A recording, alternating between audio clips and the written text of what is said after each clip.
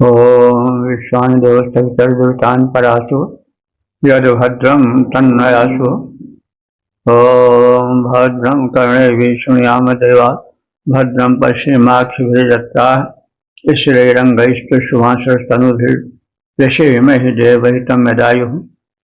ओम वेद प्रेमियों सुधी श्रोताओं, संप्रति हम सब ऋग्वेद के दशम मंडल के 7वें सूक्त की व्याख्या में प्रवेश करने जा रहे हैं। इस सूक्त में 7 मंत्र हैं। मंत्र दृष्टा तृप्त आप्त, देवता अग्नि, छंद त्रिष्टुप। और इस सूक्त के प्रथम मंत्र का शीर्षक है योग क्षेमार्थ प्रार्थना। अब संबंधित मंत्र का सर्वप्रथम सस्वर पाठ हो जाए। स्वस्ति नो दिवो अग्ने पृथिव्या विश्वाजुर्धेहिर्दधाज सचेमहितमदस्पप्रकेतैरुरश्याण उरुभिर्ते वशंसैः। प्रथम मंत्र में अग्निदेव से यह प्रार्थना की गई है कि हमारा जीवन यज्ञ में बनाओ और उसके हेतु हमें धनादि संपूर्ण साधनों से युक्त करो। बड़ी प्रशस्त प्रार्थना है। जीवन अन्न धनादि से संपन्न हो, लेकिन उसके साथ ही साथ यह धारणा भी हो, भावना भी हो कि वह धन सामाजिक कल्याण में लगे। यज्ञ का अर्थ हुआ सामाजिक कल्याण। और यज्ञ के विषय में समझ लीजिए, यज्ञ केवल आहुति डालने मात्र से ही संबंधित नहीं था। यज्ञ में देश के समग्र भागों के विद्वान, दार्शनिक, समाज सेवक आते थे, सामाजिक समस्याओं पर विचार करते थे और कैसे मानव कल्याण हो, कैसे एक समुन्नत राष्ट्र बने, और इसी प्रकार से अन्य समस्याओं पर चिंतन होता था। तो अग्निदेव, जो कि यज्ञ के प्रमुख साधनभूत देव हैं, उनसे प्रार्थना की जा रही है। अग्नि, हे अग्निदेव, देव दानाथ देवा, जो दे वही देव है और जो न दे वही दानव है। तो लेकिन देना कब हो पाएगा? जब मिलेगा। तो मांगा किससे जाए? जो सर्वश्रेष्ठ हो। अग्नि समग्र उत्पत्ति के हेतु हैं। अग्नि ही अंकुरण कराते हैं, विकास कराते हैं, फसलों में और वनस्पतियों में फल फूल, अन्न धन आदि लाते हैं, परिपक्व करते हैं। फिर वे ही अग्नि उस परिपक्व अन्न के माध्यम से खाद्यान्न को पकाते हैं रसोइयां में। फिर शरीर में जाने पर उस अन्न का पाचन वे ही करते हैं और अन्न से जो धातुएं सातों निर्माण होती हैं उसमें भी वे उन धातुओं का पाचन करते हैं। क्योंकि धातुओं का सप्त धातुएं हैं, एक धातु से दूसरे धातु में जाना बड़ा आवश्यक है। जैसे मनुष्य भोजन किया, उसका रस बना, रस का रक्त बना, रक्त पच करके मांस बनता है, मांस पच करके अस्थि बनती है, अस्थि पच करके मज्जा बनती है, मज्जा पच करके वीर्य बनता है और वीर्य पच करके जो है वह तेज, प्रकाश, आरोग्य बनता है। अग्नि से अग्निदेव, दिवा पृथिव्या, दिवा हमारे द्विलोक के, दिव्य लोक के, और पृथिव्या हमारे भूलोक के, विश्वायु हमारे समस्त अन्नों को स्वस्थ कल्याण कार्य के लिए यजथाय माने यज्ञ संपन्न करने हेतु ध्येय माने हमको प्रदान करो। हम उस प्राप्त के माध्यम से सचेम ही माने सेवा यज्ञ करेंगे, उसको जखीरेबाजी नहीं करेंगे, उसके द्वारा जन सेवा करेंगे। और दस्म देव, हे अतुल तेजस्वी देव, दस्म तेजस्वी और दानी को कहते हैं।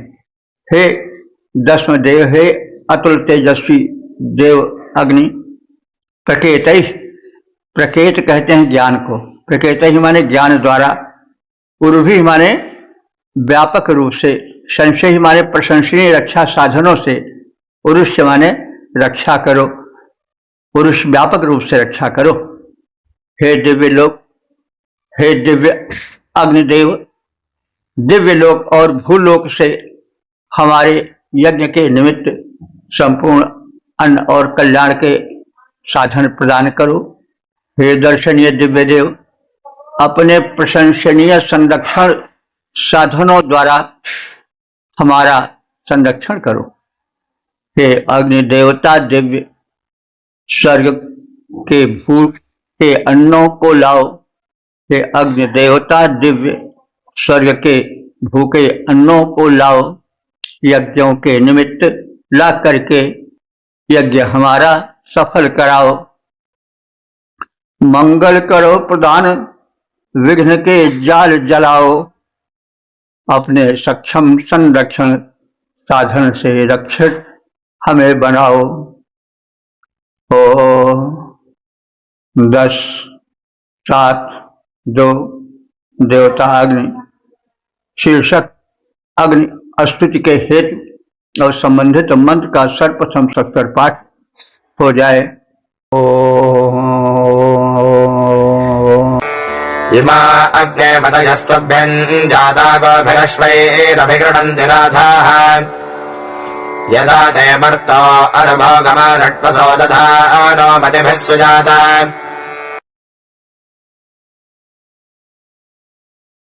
इस दूसरे मंत्र में यह भावाभिव्यक्ति है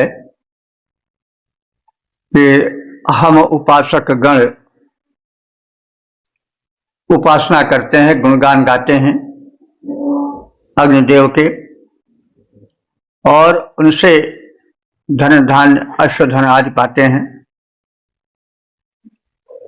और इसी प्राप्ति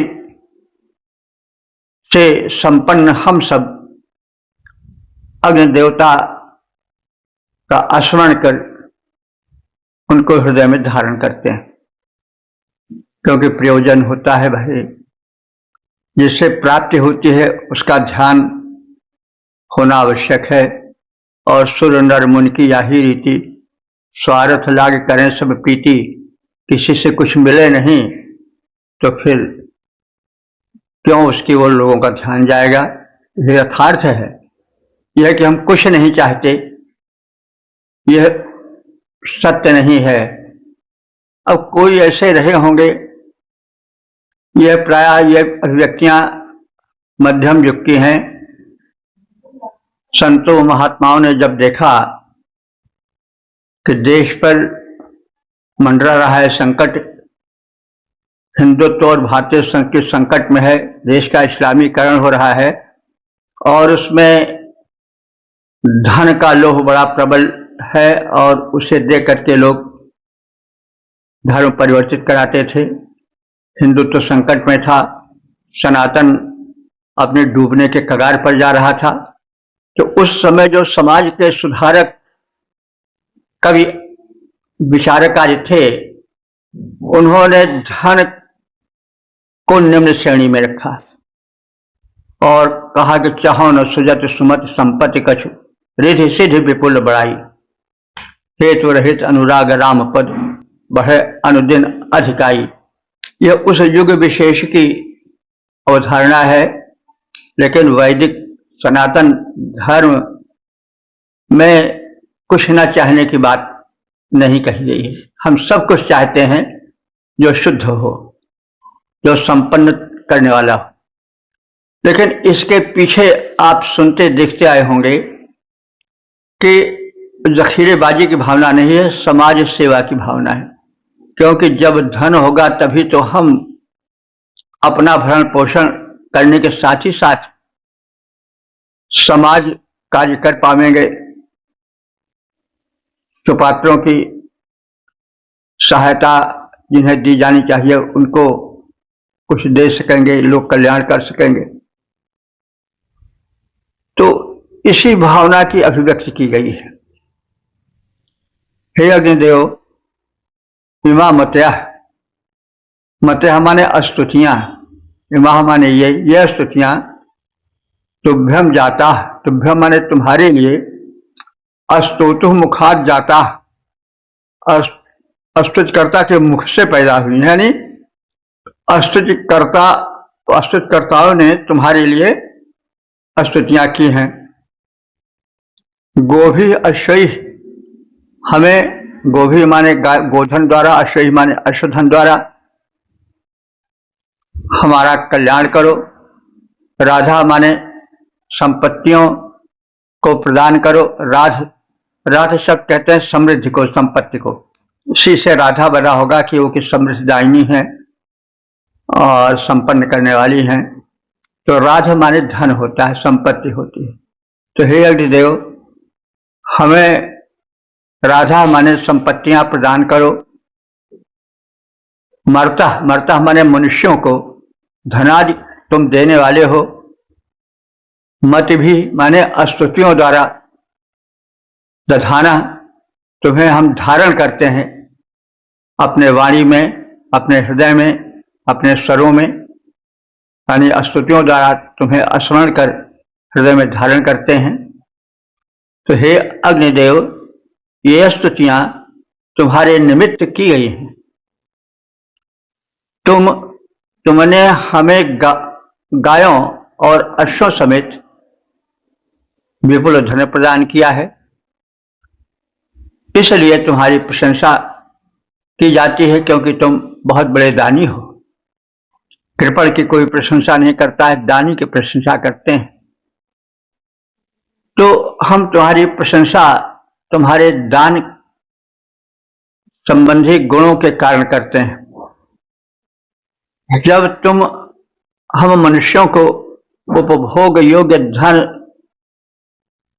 संपदाएं प्रदान करते हो, तब हे देव तुम्हारी स्तुतियां संपन्न की जाती हैं। और जो दानी हो उसकी स्तुति करना, प्रशंसा करना, यह परम धर्म है। यदि हम दानी की प्रशंसा नहीं करते हैं तो भी दोष हम में आता है, क्योंकि प्रशंसा और यश बड़ा भारी आकर्षण है। कोई हमें दे, व्यापक रूप से समाज को दे, और हम उसके प्रति कृपणता दिखाएं कि दो शब्द भी प्रशंसा में ना कह सकें, तो यह दोष और दुर्गुण है। तो इसीलिए देवताओं की स्तुतियां या किसी की भी स्तुतियां आवश्यक है, जो वास्तव में दानी है, जो उसके योग्य हो। देखिए, चापलूसी वहां होती है जहां जो उस गुण से युक्त नहीं है जिसके लिए उसकी स्तुति की जाती है, तो वो चापलूसी हो जाती है, वो दुर्गुण है। लेकिन जो प्रशंसनीय है उसकी प्रशंसा न की जाए तो भी दुर्गुण है। तो इस तरह से हर वस्तु का निराकरण होना चाहिए। हर वस्तु में क्या भेद है उसे जानना चाहिए, यही ज्ञान है। तो जो स्तुत्य है, दान आदि गुणों से विभूषित है, उसकी स्तुतियां होनी ही चाहिए।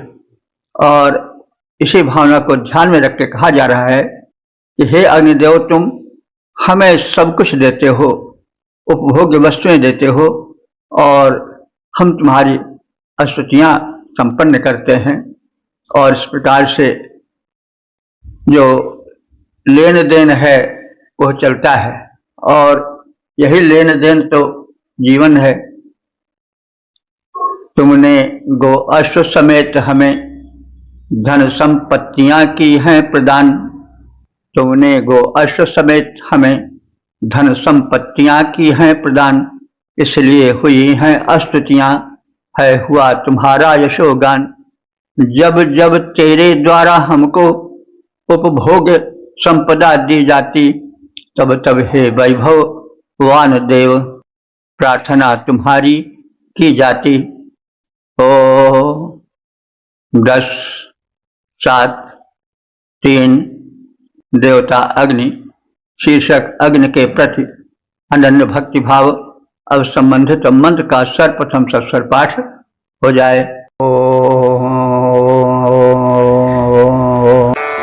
भक्तिं मन्ये पितरमग्निमापि भक्तिं भ्रातरं सदमित्सखायम् अग्नेरनेकं बृहदः सपर्यं दिवि शुक्रं यदतं सूर्यस्य।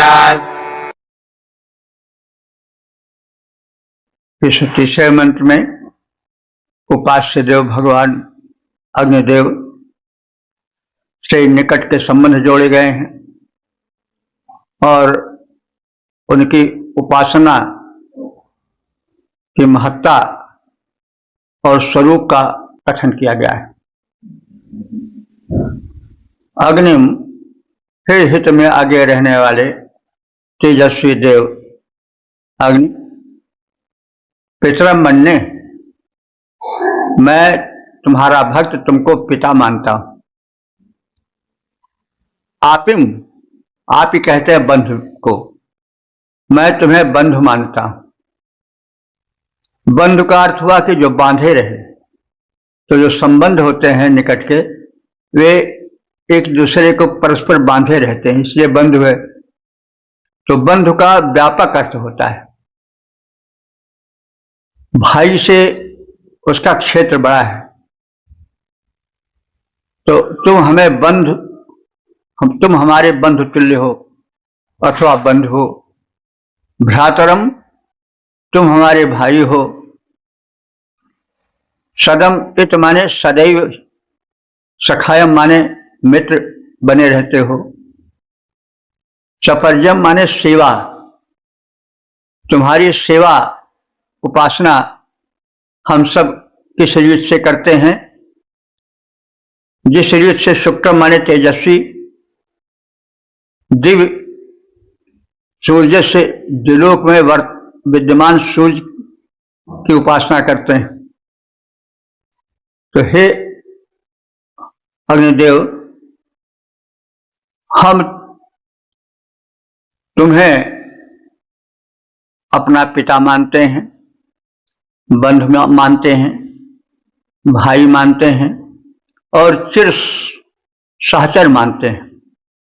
यज्ञ स्थल पर स्थित महिमा मंडित अग्निदेव की हम उपासना वैसे ही दत्त चित्त होकर करते हैं जैसे दिव्य लोक में स्थित पूज्य प्रकाश पूर्ण रविमंडल की जाती है। पिता बंधु भ्राता, पिता बंधु भ्राता चिर सहचर अग्निदेव को मानो, उनको ही चिर सखा सहोदर सहयोगी निज मानो।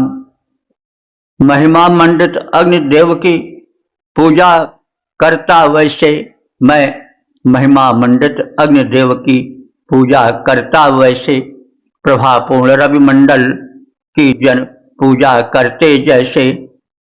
10, 7, 4 देवता अग्नि शीर्षक अग्नि का संरक्षण और संबंधित मंत्र का सर्वप्रथम सस्वर पाठ हो जाए।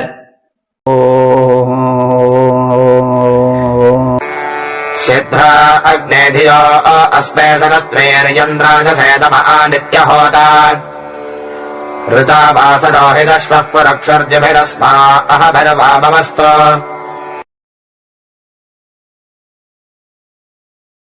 इस चौथे मंत्र में यह कथित है कि हम उपासक गण यज्ञीय जीवन बिताएं और दाता अग्नि द्वारा सुख समृद्धि गोधन अश्वधन आदि पाते जाएं।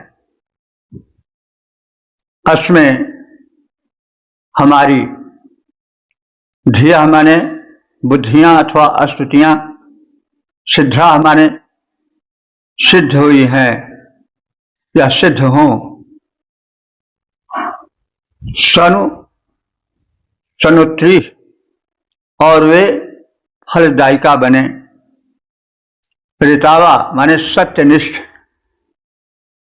रोहित अश्व माने लाल वर्ण के अश्वों वाले हम बने। पुरुक्षाह माने प्रचुर अन्नों के स्वामी बने। दिव्य अह भी,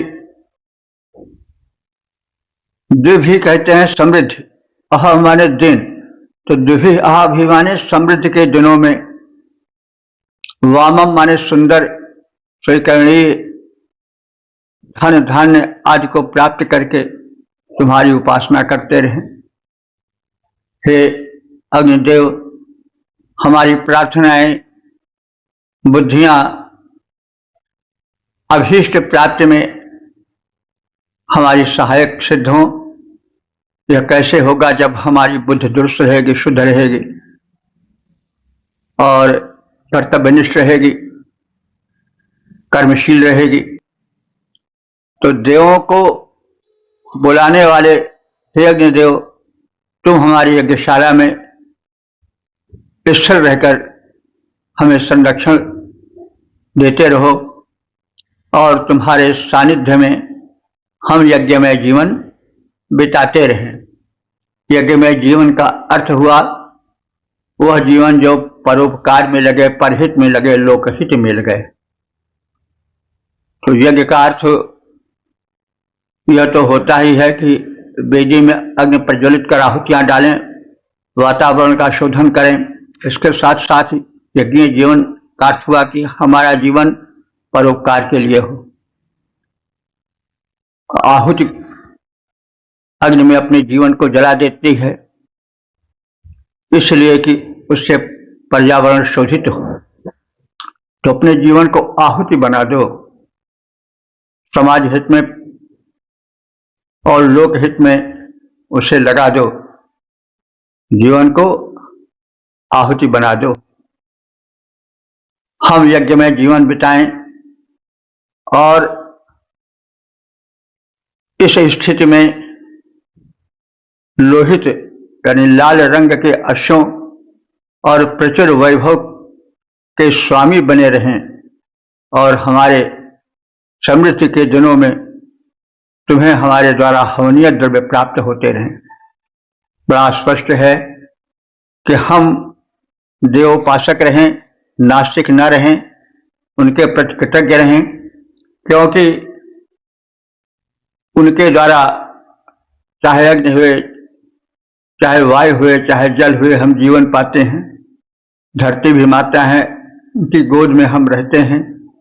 तो ये सब देव शक्तियां हमें क्या क्या नहीं देती, हम उनके चिर कृतज्ञ बने रहें और उनके शोधन के लिए यज्ञ करते रहें और हम ही दीनहीन न बने, प्रचुर धन के स्वामी बने रहें और हम समृद्धि के दिनों में कभी भगवान को भूले नहीं और हवनीय द्रव्य चढ़ाते रहें, शुभ कर्म करते रहें।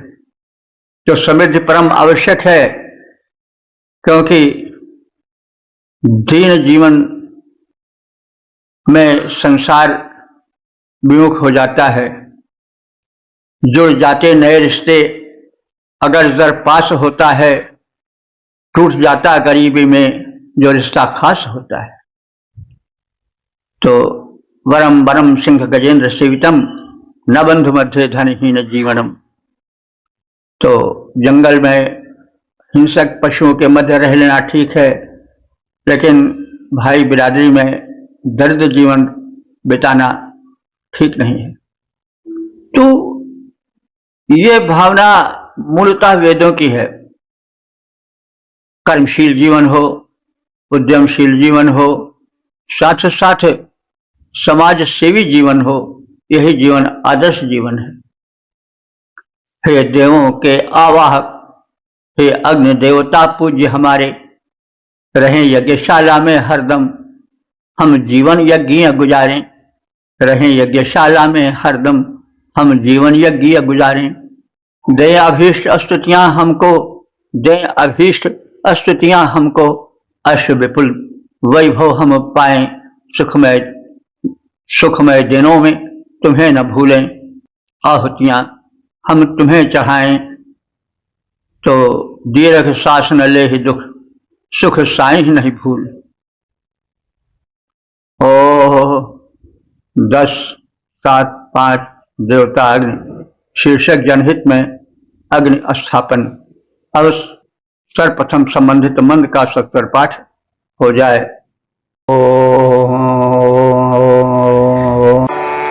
यभिरहितं मित्रमिव प्रयोगं रत्नमर्तजमध्वरस्य जारम् बाहुभ्यामग्निवाजवो जनन्तभिक्षुहोदारण्या साधयन्ता। इस पांचवें मंत्र में यह कथित है कि जनहितैषी अग्नि को लोकहित में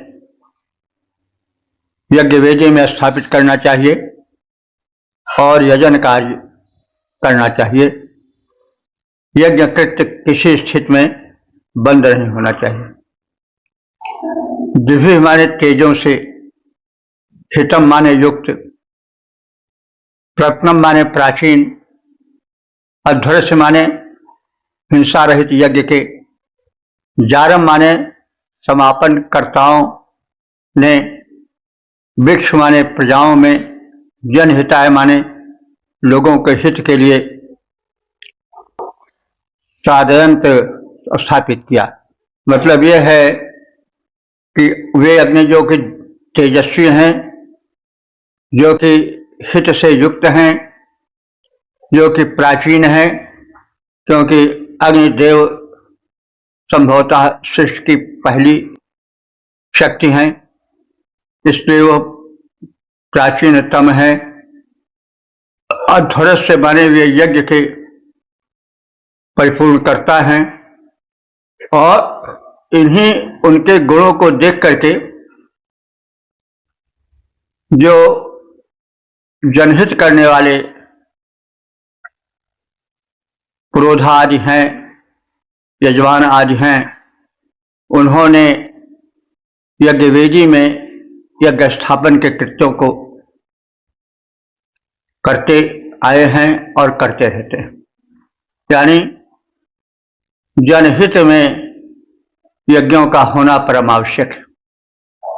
यज्ञ अपने रोग हरणकर्ता प्रारूप और वातावरण के शोधन के गुण से युक्त हैं और इस कारण जो पुरोधा हैं, जो धार्मिक नेता हैं, वे यज्ञवेदी में अग्नि स्थापित कर आहुति आदि डालकर यज्ञ क्रिया सदैव करते आए। यह भाव है कथन का। तो पहले विशेषण है अग्निदेव कैसे हैं, दुर्भी तेजों से संपन्न है, कैसे हैं हितयुक्त हैं, कैसे हैं प्राचीन हैं और कैसे हैं यज्ञ को पूरा करने वाले हैं। ऐसे जो जनहितकारी अग्निदेव हैं, उनको जनहित में सदैव पुरोधा या लोक कल्याण को अपने ध्यान में रखने वाले धार्मिक लोगों ने यज्ञ वेदी में अग्नि को स्थापित किया है। तो तेजस्वी, मित्रतुल्य, पुरातन, होता रूप, अहिंसक यज्ञों के संपादन करता अग्निदेव को यज्ञकर्ताओं ने अपने हाथों से प्रकट किया। मंथन, अरण मंथन द्वारा देवों के आवाहक अग्नि को याजकों ने जनहित में प्रजाजनों के मध्य यज्ञ वेदी में स्थापित किया।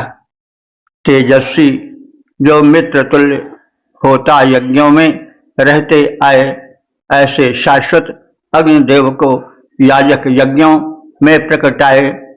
अग्निदेव देवावाहक हैं, जनहितकारी सुखदाता किया प्रतिष्ठित। जनहित में याजक गण ने माना त्राता ओम 10, 7, 6 देवता अग्नि शीर्षक अग्नि से यज्ञ संपादन हेतु प्रार्थना। अब संबंधित मंत्र का सर्वप्रथम सस्वर पाठ हो जाए। स्वयं यजस्वतिविदेव देवान् किं देवादः कृणपदः प्रचेताः यथा यजरदभर्देव देवादेवाजस्वतन्वम् सुजाता। अग्नि देव ही यज्ञ के सच्चे संपादक, वे ही यज्ञ कर्म को चतुर्दिक भली प्रकार से पूरित करने में सक्षम। इसलिए बिना अग्नि देवता के कभी यज्ञ पूरित नहीं हो सकता है। तो यह यज्ञ जो आहुति डाल करके यज्ञवेदी में किया जाता है, इसमें तो अग्निदेव प्रत्यक्ष रूप से सामने रहते ही हैं, लेकिन और भी जितने जीवन में कर्म हैं, जो शुभ कर्म है जिन्हें हम यज्ञ कहते हैं, वे भी बिना अग्नि देवता की कृपा के नहीं हो सकते, क्योंकि प्रत्येक कार्य में ऊर्जा की आवश्यकता होती है। और ऊर्जा कौन देते हैं? अग्निदेव। तो ऊर्जा चाहे शारीरिक हो, चाहे बौद्धिक हो, चाहे भावात्मक हो, सब ऊर्जा से ही संपन्न होता है। तो जीवन यज्ञ बिना ऊर्जा के नहीं चल सकता है। इसका हम सूक्ष्म अर्थ इस प्रकार से कर सकते हैं। और जो उसका मूल रूप कथित किया गया है वो है कि वेदी में जलते हुए अग्नि देव ही सब कुछ करते हैं, देवों का आवाहन करते हैं और भक्षण करते हैं आहुति का, उसे देवों तक पहुंचाते हैं, वातावरण का शोधन करते हैं। तो इन सब अनेक रूपों में अग्निदेव ही पूज्य है। और यह कहा जा रहा है कि जो यज्ञ है बिना उनके पूरा नहीं हो सकता है। इसलिए जीवन में चाहे यज्ञवेदी का कार्य हो, उसमें आहुति रूप में जो कर्म किया जाता है, उत्तम कर्म का संपादन होता है, वो भी अग्नि के ही माध्यम से होता है। और जो सांसारिक हित के लिए, जीवन की पूर्ति के लिए कर्म होता है, उसमें भी अग्नि की आवश्यकता होती है ऊर्जा रूप में।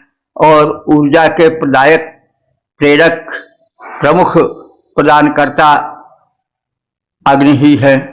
इसलिए अग्नि को सर्वस्व मान करके जो ऋषि है अथवा उपासक है वो प्रार्थना करता है कि देव हे दानादि गुण से संयुक्त संपन्न अग्नि देवता, स्वयं दिव्य देवान, स्वयं ही दिव्य माने स्वर्ग में रहने वाले, देवान माने देवताओं को, यजस्व माने तुम यजन करो, अर्थात जो दिव्य लोक के रहने वाली देव शक्तियां हैं उनका तुम पूजन करो, क्योंकि इसमें सक्षम पूर्ण रूप से तुम ही हो। अप्रचेता, हम तो अल्पज्ञ हैं। प्रचेता माने ज्ञानी और अप्रचेता माने अज्ञानी अथवा अल्पज्ञ। हम तो अल्पज्ञ हैं, अप्रचेत हैं। पाका हमारे अबोध हैं। पाक माने होता है अबोध। तो हम तो अबोध हैं। ते किम कृण्वन, तुम्हारे बिना हम क्या कर सकते हैं, अर्थात कुछ नहीं कर सकते हैं। ऋतु, तुमने ऋतुओं के अनुकूल यज्ञ कराया है और तुम ही सक्षम हो। देवान अयजा, इसलिए देवों का यजन करो। देव कौन? दिव्य शक्तियां, इंद्रादि, वरुणादि, ये सब हैं। ये सब सूक्ष्म शक्तियां हैं जिनको नाम दिया गया है, लेकिन ये सृष्टि के संचालन में प्रमुख योगदान करती हैं। तो देवान जो दिव्य शक्तियां सृष्टि की संचालिका हैं, उनका यजन करो। उनको आहुति आदि द्वारा सूक्ष्म भाग, सार भाग को ले जा करके उन्हें पवित्र करो, उन्हें पुष्ट करो, उन्हें सक्रिय करो, मानवों के अनुकूल करो। और तन्नोम यजस्व, अब भी तुम वर्तमान में भी यज्ञ की योजनाएं करते रहो, यानी यज्ञ कर्म कभी बंद न हो, तुम यज्ञ के लिए प्रेरणा बनकर उभरा करो। हे दिव्य अग्निदेव, तुम दिव्य लोकों में स्थित देवों के निमित्त स्वयं यजन करो। अल्पज्ञ और अबोध जन हम सब तुम्हारे बिना कुछ भी नहीं कर सकते हैं। हे उत्तम जन्मादेव, जैसे समय समय पर ऋतु अनुकूल यज्ञ करते आए हो, उसे पूरा करते आए हो, संपादित करते आए हो, वैसे अब भी करते रहो। जीवन कभी हम सबका यज्ञ शून्य न रहने पावे। हमारा जीवन पूर्ण रूप से यज्ञ जीवन बन जाए। हे दिव्य अग्नि देवता, दिव्य लोकों में जिनका है आवास, उन देवों के हेतु यज्ञ तुम ही करो, भर कर उल्लास। ये अल्पज्ञ अबोध तुम्हारे बिना न कुछ भी कर पाएंगे। हम अल्पज्ञ अबोध तुम्हारे बिना न कुछ भी कर पाएंगे। समय समय पर तुम ही करो ये यज्ञ तो पूरित हो जाए। ओम 10-7-7 देवता अग्नि शीर्षक प्रमाद आदि दोषों से रक्षार्थ प्रार्थना। अब संबंधित मंत्र का सर्वप्रथम सस्वर पाठ हो जाए।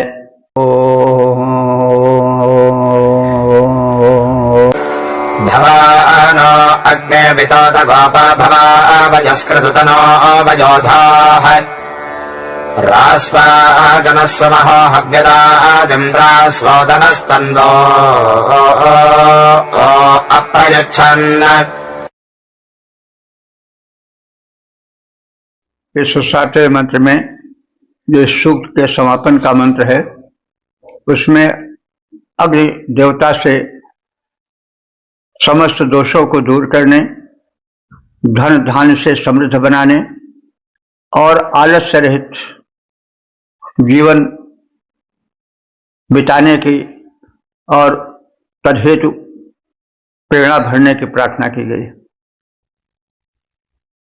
हे अग्निदेव, तुम नः अविता, हम सबके रक्षक हो। अविता कहते हैं रक्षक को। तो रक्षक दृश्य रूप से और अदृश्य रूप से दोनों होनी चाहिए। यानी एक तो हमारे सामने घोर संकट आ गया जो कि दृश्य हो रहा है, शत्रुओं ने घेर लिया या और इस प्रकार से कोई संकट आ गया तो दृश्य है। और अदृश्य वह संकट है जो कि हमारे आंखों के बाद अनजान रूप से हम नहीं जिसे समझ पा रहे हैं, लेकिन हमारे पतन के लिए संकट का जाल बुना जा रहा है, तो वह अदृष्ट हुआ। तो दृष्ट और अदृष्ट उभय रूपों में हे अग्निदेव तुम नः अविता भव, हम सब आराधकों के अविता माने रक्षक बन जाओ। तो दृश्य अदृश्य सभी संकटों से तुम हमारे रक्षक बन जाओ। नः माने हमारे वयस्कृत अन्नों के कर्ता, उत्वा वयोधा और अन्नों के धर्ता दोनों बन जाओ। हमारे लिए अन्न उत्पादन करो, खाद्य सामग्रियां उत्पन्न करो और हमें उन्हें प्रदान करो, क्योंकि बीच में चोर लोग काट गए, जानवर खा गए तो रक्षा नहीं हो सकेगी अन्न की या खाद्य पदार्थों की। तो इसलिए तुम हमारे अन्नों के प्रदाता और अन्नों के रक्षक दोनों बन जाओ। न हव्यम दातिम आरास्व, हमें यज्ञ हेतु हवनीय सामग्री दान करो। न माने हमें हव्यदाति माने हवनीय सामग्री, राष्ट्र माने प्रदान करो। तो हवनीय सामग्री जिसको हम यज्ञ में प्राप्त लगा सकें, इसमें घृत हैं, तिल हैं, तंडुल हैं और अनेक जो हव्य सामग्रियां हैं, पुरोडाश आदि हैं, वे सब हम प्राप्त कर सकें जो कि हवनीय सामग्रियां हैं। ऐसा साधन हमें उपलब्ध कराओ, एतदर्थ समृद्ध बनाओ, ताकि हम इन सामग्रियों को दान में लोकहित में प्रयुक्त कर सके। न तन्वः, हम सबके तन्वः माने शरीरों को अप्रयोच्छन त्रास बिना प्रमाद के रक्षा करो। अप्रयोच्छन त्रास माने बिना प्रमाद के रक्षा करो। तो हे अग्निदेव, हम दृष्ट और अदृष्ट भयों से रक्षित बने रहें, तुम हमें सुरक्षा प्रदान करते रहो। अन्न के कर्ता और अन्न के दाता भी बने रहो। हे पूज्य देव, हमें यज्ञ सामग्री प्रदान करो तथा हमारे शरीर को आलस्य प्रमाद आदि से बचाओ, क्योंकि आलस्यम ही मनुष्याणाम शरीरस्थो महान रिपु। आलस्य तो मनुष्य के शरीर में बैठा हुआ बड़ा भारी शत्रु है। तो हम स्वयं ना आलस्य करें और हमारे जीवन को, दिनों को प्रमाद से, आलस्य से बचाओ। हम सक्रिय जीवन व्यतीत करें।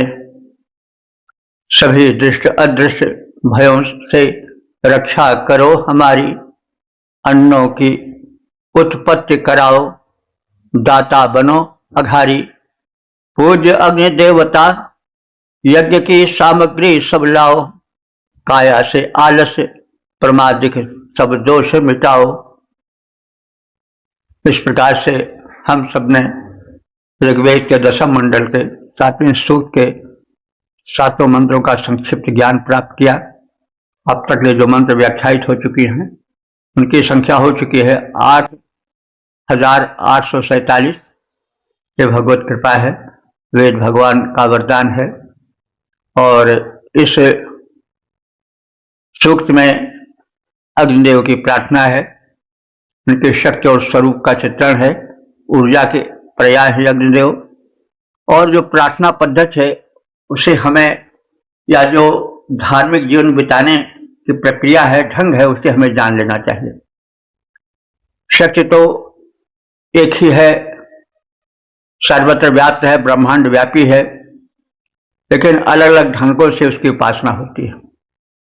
उपासना पद्धतियां बदलती रहती हैं।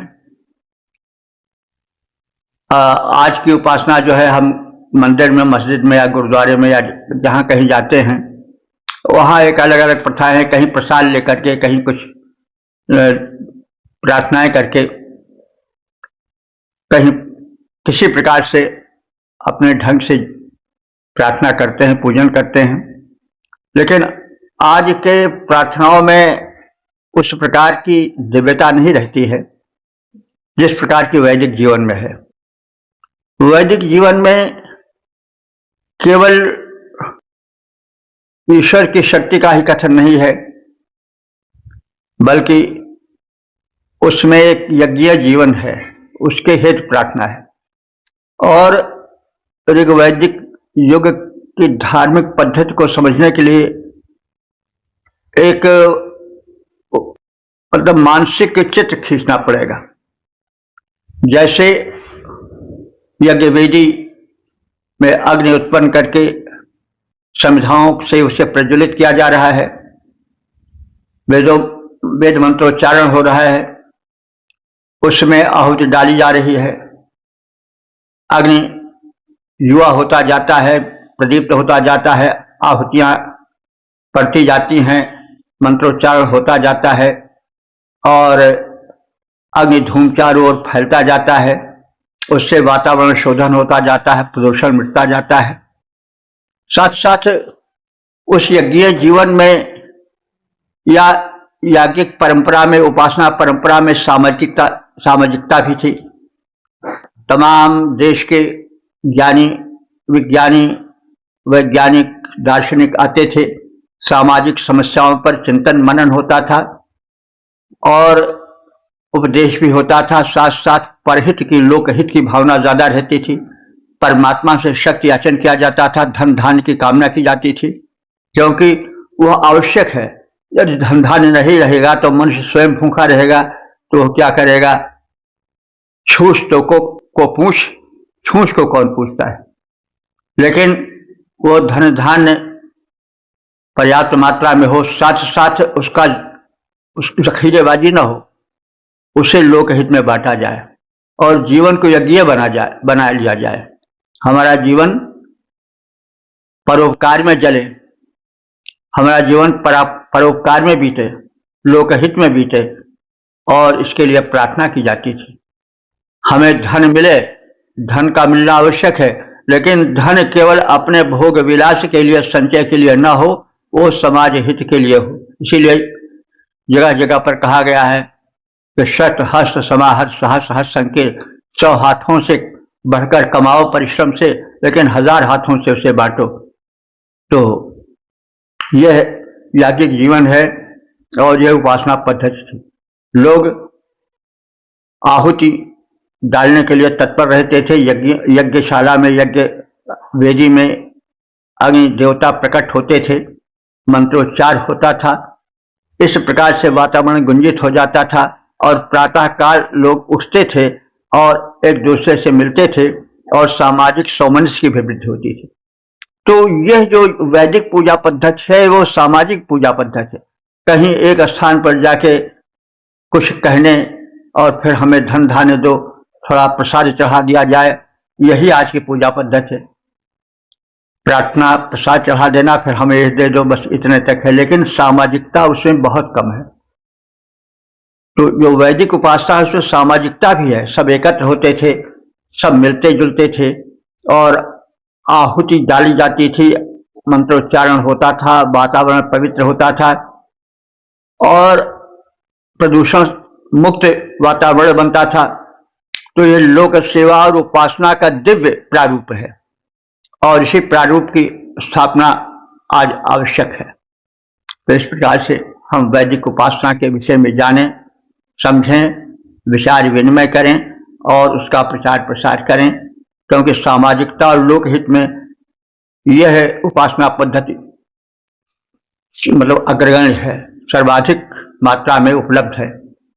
तो इस प्रकार से हम वैदिक जीवन को जानें, समझें और उसको अपनाने की चेष्टा करें, यह बहुत बड़ा कार्य होगा। ओम सर्वे भवन्तु सुखिनः, सर्वे सन्तु निरामयाः, सर्वे भद्राणि पश्यन्तु, मा कश्चित् दुःख भाग् भवेत्।